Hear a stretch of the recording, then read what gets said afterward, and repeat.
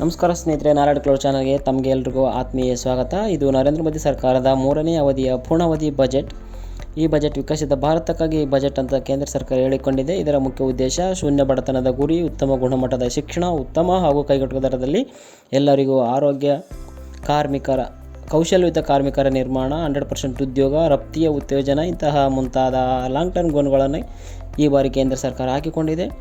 ಈ 2025-26 ಸಾಲಿನ ಬಜೆಟ್ ಪ್ರಮುಖವಾಗಿ 6 ಸೆಕ್ಟರ್ಗಳನ್ನು ಬಹುದೊಡ್ಡ ಸುಧಾರಣೆ ಮಾಡುವುದಾಗಿ ಹೇಳಿಕೊಂಡಿದೆ. ಅದರಲ್ಲಿ ಮೊದಲನೆಯದು ತೆರಿಗೆ, ಪವರ್ ಸೆಕ್ಟರ್, ನಗರಾಭಿವೃದ್ಧಿ, ಗಣಿಗಾರಿಕೆ, ಹಣಕಾಸು ಮತ್ತು ರೆಗ್ಯುಲೇಟರಿ ರಿಫಾರ್ಮ್ಸ್.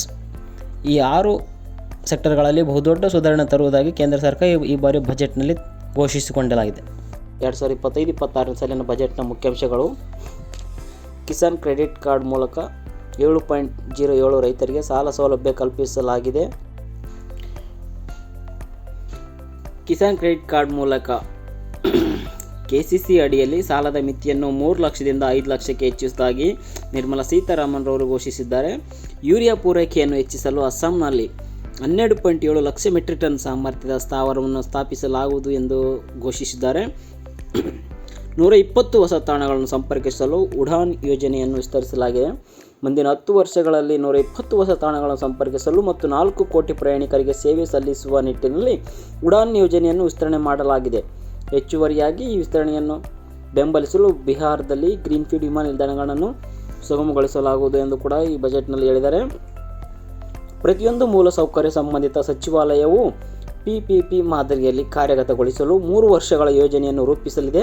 ಇದಕ್ಕಾಗಿ 50 ವರ್ಷಗಳ ಬಡ್ಡಿ ರಹಿತ ಸಾಲಗಳಿಗೆ 1.5 ಲಕ್ಷ ಕೋಟಿ ವೆಚ್ಚವನ್ನು ನಿರ್ಮಲಾ ಸೀತಾರಾಮನ್ ಪ್ರಸ್ತಾಪಿಸಿದ್ದಾರೆ. ಹಣಕಾಸು ಸಚಿವೆ ಸೀತಾರಾಮನ್ ಅವರು ರಾಜ್ಯಗಳ ಸಹಭಾಗಿತ್ವದಲ್ಲಿ ಧನ್ ಧಾನ್ಯ ಕೃಷಿ ಯೋಜನೆಯನ್ನು ಪ್ರಕಟಿಸಿದ್ದಾರೆ. ಈ ಯೋಜನೆಯನ್ನು ಆರಂಭಿಕವಾಗಿ ದೇಶದಾದ್ಯಂತ 100 ಜಿಲ್ಲೆಗಳಲ್ಲಿ ಜಾರಿಗೊಳಿಸಲಾಗಿದೆ. 1.7 ಕೋಟಿ ರೈತರಿಗೆ ಇದರ ಪ್ರಯೋಜನ ದೊರೆಯಲಿದೆ ಎಂದು ಕೂಡ ಹೇಳಿದ್ದಾರೆ. ಗ್ರಾಮೀಣ ಭಾಗದಿಂದ ನಗರಕ್ಕೆ ವಲಸೆ ಒಂದು ಆಯ್ಕೆಯಾಗಿದೆ ಹೊರತು ಅನಿವಾರ್ಯವಲ್ಲ ಎಂಬಂತೆ ಗ್ರಾಮೀಣ ಪ್ರದೇಶಗಳಲ್ಲಿ ಅವಕಾಶಗಳನ್ನು ಸೃಷ್ಟಿಸುವ ಗುರಿಯನ್ನು ಕೂಡ ಹೊಂದಿದೆ. ಸಣ್ಣ ಮತ್ತು ಅತಿ ಸಣ್ಣ ಉದ್ಯಮಗಳಿಗೆ ಕ್ರೆಡಿಟ್ ಗ್ಯಾರಂಟಿ ಮಿತಿಯನ್ನು 5 ಕೋಟಿಯಿಂದ 10 ಕೋಟಿವರೆಗೆ ಹೆಚ್ಚಿಸುವುದಾಗಿ ಬಜೆಟ್ನಲ್ಲಿ ಘೋಷಿಸಲಾಗಿದೆ. ಇದರಿಂದ ಸಣ್ಣ ಉದ್ಯಮಗಳಿಗೆ ಮುಂದಿನ 5 ವರ್ಷಗಳಲ್ಲಿ ಹೆಚ್ಚುವರಿಯಾಗಿ 1.5 ಲಕ್ಷ ಕೋಟಿ ಸಾಲ ದೊರೆಯಲಿದೆ.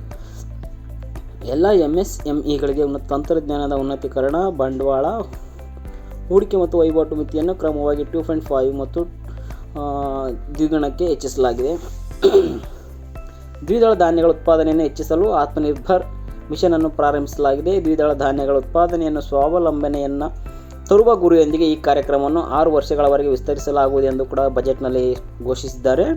ಖಾದ್ಯ ತೈಲ ಮತ್ತು ಎಣ್ಣೆ ಬೀಜಗಳ ಉತ್ಪಾದನೆ ಹೆಚ್ಚಿಸಲು ರಾಷ್ಟ್ರೀಯ ಮಿಷನ್ ವಲಯದಲ್ಲಿ ಆತ್ಮನಿರ್ಭರತೆಯನ್ನು ಗುರಿಯಾಗಿಸಿಕೊಂಡಿದೆ. ದ್ವಿದಳ ಧಾನ್ಯಗಳ ಬಳಕೆ ಗಮನಾರ್ಹವಾಗಿ ಹೆಚ್ಚಿಸಲಾಗಿದೆ. ಹೆಸರುಕಾಳು, ಉದ್ದಿನ ಬೇಳೆ ಸೇರಿದಂತೆ ದ್ವಿದಳ ಧಾನ್ಯಗಳಲ್ಲಿ ಸ್ವಾವಲಂಬನೆಯನ್ನು ಉತ್ತೇಜಿಸಲಾಗಿದೆ. SC/ST ಮಹಿಳೆಯರಿಗೆ 5 ವರ್ಷಗಳ ಅವಧಿಯ ಹೊಸ ಸಾಲ ಯೋಜನೆಯನ್ನು ಘೋಷಿಸಿದೆ. 5 ವರ್ಷಗಳ ಅವಧಿಯ ಸಾಲವನ್ನು ನೀಡಲು ಹೊಸ ಯೋಜನೆಯನ್ನು ಪ್ರಾರಂಭಿಸಲಾಗಿದ್ದು, SC/ST ಸಮುದಾಯಗಳ 5 ಲಕ್ಷ ಮಹಿಳೆಯರಿಗೆ ಇದರ ಪ್ರಯೋಜನ ದೊರೆಯಲಿದೆ. ಗಿಗ್ ಕಾರ್ಮಿಕರಿಗೆ ವಿಶೇಷ ಆರೋಗ್ಯ ವಿಮಾ ಸೌಲಭ್ಯ, ಗುರುತಿನ ಚೀಟಿಗಳು ಮತ್ತು ಇ-ಶ್ರಮ್ ಪೋರ್ಟಲ್ನಲ್ಲಿ ನೋಂದಣಿ ಒದಗಿಸಲು ನಿರ್ಧರಿಸಲಾಗಿದೆ. ಪ್ರಧಾನಮಂತ್ರಿ ಜನ ಆರೋಗ್ಯ ಯೋಜನೆಯಡಿ 1 ಕೋಟಿ ಗಿಗ್ ಕಾರ್ಮಿಕರಿಗೆ ಆರೋಗ್ಯ ವಿಮೆಯನ್ನು ಒದಗಿಸಲು ಸರ್ಕಾರ ಕೆಲಸ ಮಾಡುತ್ತದೆ ಎಂದು ಕೂಡ ಹೇಳಿದ್ದಾರೆ. ವಿತ್ತ ಸಚಿವೆ ನಿರ್ಮಲಾ ಸೀತಾರಾಮನ್ ಅವರು 2025ರ ಬಜೆಟ್ನಲ್ಲಿ ಮಧ್ಯಮ ವರ್ಗದ ತೆರಿಗೆದಾರರಿಗೆ ಭರ್ಜರಿ ಘೋಷಣೆ ಮಾಡಿದ್ದು, ವಾರ್ಷಿಕವಾಗಿ 12.75 ಲಕ್ಷದವರೆಗೆ ಆದಾಯಕ್ಕೆ ತೆರಿಗೆ ಕಟ್ಟಬೇಕಿಲ್ಲ ಎಂದು ಕೇಂದ್ರ ಸಚಿವೆ ನಿರ್ಮಲಾ ಸೀತಾರಾಮನ್ ಘೋಷಿಸಿದ್ದಾರೆ. ಜಲ್ ಜೀವನ್ ಮಿಷನ್ ಅನ್ನು 2028ರವರೆಗೆ ವಿಸ್ತರಿಸಲಾಗಿದ್ದು, ಗ್ರಾಮೀಣ ಪ್ರದೇಶಗಳಲ್ಲಿ 100% ಕುಡಿಯುವ ನೀರಿನ ಪೂರೈಕೆ ಗುರಿ ಹೊಂದಿಸಲಾಗಿದೆ. ಈ ಯೋಜನೆಯ ಮೂಲಕ 15 ಕೋಟಿ ಜನರಿಗೆ ಸುರಕ್ಷಿತ ಕುಡಿಯುವ ನೀರನ್ನು ಒದಗಿಸಲಾಗುವುದು ಕೂಡ ಎಂದು ಬಜೆಟ್ನಲ್ಲಿ ಹೇಳಿದ್ದಾರೆ. ರಾಜ್ಯದಲ್ಲಿ 50 ವರ್ಷಗಳ ಬಡ್ಡಿ ರಹಿತ ಸಾಲಕ್ಕಾಗಿ 1.5 ಲಕ್ಷ ಕೋಟಿ ರೂಪಾಯಿ ಮೀಸಲಾಗಿದ್ದು, ಇದು ರಾಜ್ಯಗಳ ಮೂಲಭೂತ ಸೌಕರ್ಯ ಅಭಿವೃದ್ಧಿಗೆ ಸಹಕಾರಿಯಾಗಲಿದೆ. ತೊಗರಿ, ಉದ್ದು ಮತ್ತು ಮಸೂರ್ ದಾಲ್ಗಳ ಉತ್ಪಾದನೆಯನ್ನು ಉತ್ತೇಜಿಸಲು 6 ವರ್ಷಗಳ ಕಾರ್ಯಕ್ರಮ ಪ್ರಾರಂಭಿಸಲಾಗಿದೆ. ಹೆಚ್ಚಿನ ಇಳುವರಿ ನೀಡುವ ಬೀಜಗಳ ರಾಷ್ಟ್ರೀಯ ಮಿಷನ್ ಮತ್ತು ಹತ್ತಿ ಉತ್ಪಾದನೆ ಉತ್ತೇಜಿಸಲು 5 ವರ್ಷಗಳ ಯೋಜನೆಯನ್ನು ಘೋಷಿಸಲಾಗಿದೆ. ಮುಂದಿನ 5 ವರ್ಷಗಳಲ್ಲಿ ದೇಶದಾದ್ಯಂತ 75,000 ಹೊಸ ವೈದ್ಯಕೀಯ ಸೀಟುಗಳನ್ನು ಸೃಷ್ಟಿಸಲು ಯೋಜಿಸಲಾಗಿದೆ. ಎಲ್ಲ ಜಿಲ್ಲೆಗಳಲ್ಲಿ ಡೇ ಕೇರ್ ಕ್ಯಾನ್ಸರ್ ಕೇಂದ್ರಗಳನ್ನು ಸ್ಥಾಪಿಸಲಾಗುವುದೆಂದು ಕೂಡ ಈ ಬಜೆಟ್ನಲ್ಲಿ ನಿರ್ಮಲಾ ಸೀತಾರಾಮನ್ ರವರು ಹೇಳಿದ್ದಾರೆ. ಸಾರ್ವಜನಿಕ ವಲಯದ ಬ್ಯಾಂಕ್ಗಳು ಗ್ರಾಮೀಣ ಕ್ರೆಡಿಟ್ ಸ್ಕೋರ್ ಚೌಕಟ್ಟನ್ನು ಅಭಿವೃದ್ಧಿಪಡಿಸುತ್ತವೆ. ಇದು ಸ್ವಸಹಾಯ ಸಂಘಗಳ ಆರ್ಥಿಕ ಬೆಳವಣಿಗೆಗೆ ಪೂರಕವಾಗಿದ್ದು, ಗ್ರಾಮೀಣ ಪ್ರದೇಶದ ಜನರ ಸಾಲದ ಅಗತ್ಯಗಳನ್ನು ಪೂರೈಸಲು ನೆರವಾಗಲಿದೆ ಎಂದು ಕೂಡ ಬಜೆಟ್ನಲ್ಲಿ ನಿರ್ಮಲಾ ಸೀತಾರಾಮನ್ ರವರು ಹೇಳಿದ್ದಾರೆ.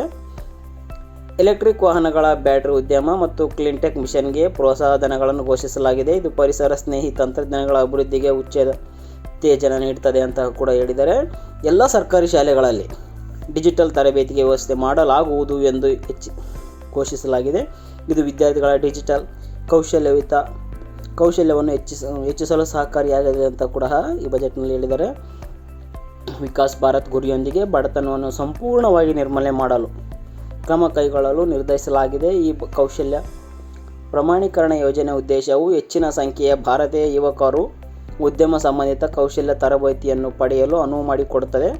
ಅದು ಅವರಿಗೆ ಉತ್ತಮ ಜೀವನೋಪಾಯವನ್ನು ಪಡೆದುಕೊಳ್ಳಲು ಸಹಾಯ ಮಾಡುತ್ತದೆ ಅಂತ ಕೂಡ ಬಜೆಟ್ನಲ್ಲಿ ಕೂಡ ಅವರು ಸವಿಸ್ತಾರವಾಗಿ ಹೇಳಿದ್ದಾರೆ. ನಾವೀನ್ಯತೆಯನ್ನು ಉತ್ತೇಜಿಸಲು ಮತ್ತು ಹೂಡಿಕೆಗಳನ್ನು ಆಕರ್ಷಿಸಲು ಸರ್ಕಾರ ಹೊಸ ಯೋಜನೆಗಳನ್ನು ಪ್ರಾರಂಭಿಸಿದೆ. ಇವು ದೇಶದ ತಂತ್ರಜ್ಞಾನ ಮತ್ತು ಆರ್ಥಿಕತೆಯನ್ನು ಬಲಪಡಿಸಲು ಸಹಕಾರಿಯಾಗಲಿದೆ ಅಂತ ಕೂಡ ಕೇಂದ್ರ ಸಚಿವೆ ನಿರ್ಮಲಾ ಸೀತಾರಾಮನ್ ರವರು ಈ ಪ್ರತಿಷ್ಠಿತ 8ನೇ ಬಜೆಟ್ನಲ್ಲಿ ಕೂಡ ಅವರ 8ನೇ ಬಜೆಟ್ನಲ್ಲಿ ಕೂಡ ಹೇಳಿದ್ದಾರೆ. ಈ ಬಜೆಟ್ನ ಎಲ್ಲ ಅಂಶಗಳು ಮುಂದಿನ ದಿನಮಾನಗಳಲ್ಲಿ ಅಭಿವೃದ್ಧಿ ಹೊಂದಲಿ ಅಂತ ನಾವೆಲ್ಲರೂ ಈ ವಿಡಿಯೋ ಇಷ್ಟ ಆದರೆ ಕಮೆಂಟ್ಸ್ ಮಾಡಿ ಅಥವಾ ನಿಮ್ಮ ಸಲಹೆಗಳಿಗೆ ಉತ್ಸುಕನಾಗಿದ್ದೇನೆ ಸ್ನೇಹಿತರೆ.